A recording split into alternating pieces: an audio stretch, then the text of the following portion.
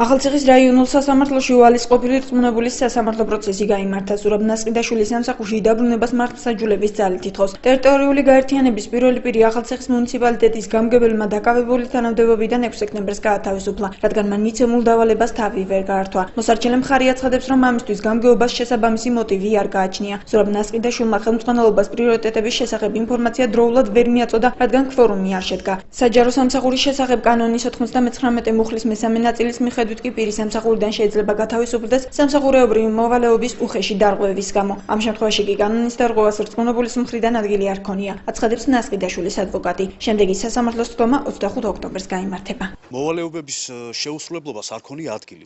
თუ მან რაიმე დავალება ქონდა მიცემული, იყო ერთი დავალება მიცემული და თუ არ შესრულდა, აქ ერთი დავალების შეუსრულებლობის ფაქტს აქვს ადგილი და არა მრავალი დავალების შეუსრულებლობის ფაქტს.